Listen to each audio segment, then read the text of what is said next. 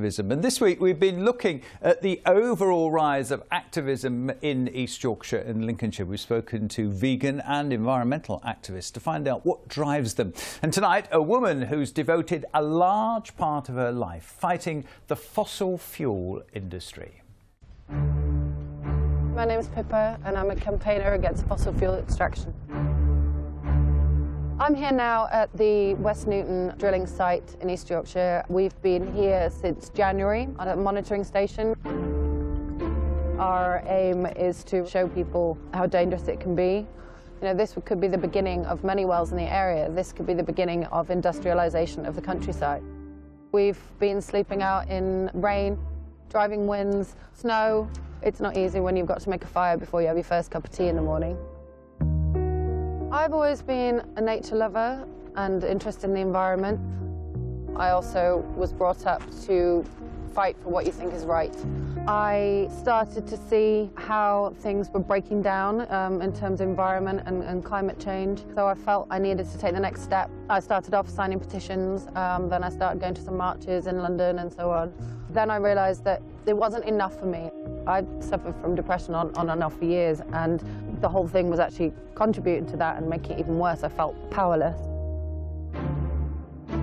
Then when it came to my mum's village, basically, and I realised that I had to do more. As attention to it draws attention to how this industry isn't a safe industry.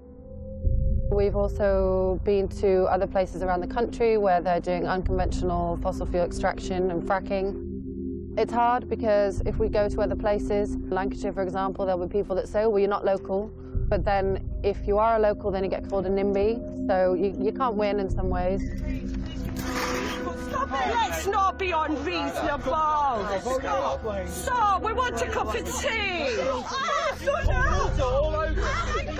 To back off now. Sadly, we've not always been allowed to stay here. We have been evicted twice by the council. We could just let people protest. We have to put up with a lot of abuse. There's the classic get a job, which plenty of us have. There's people shouting, what's the point? I just say to them, of course there's a point. Everything we do has an effect. Protest works. In fact, it's the only thing that ever changes anything. It's not all hard work and sitting at the side of the road in the cold. There's a lot of light-hearted moments too, fun ones.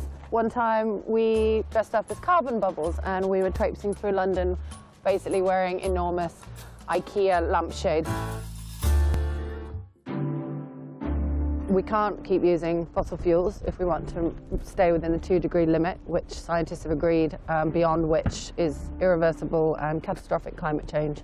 Our ultimate aim is obviously to stop using fossil fuels, to move away from that, to invest more in renewables and to get more people to join us.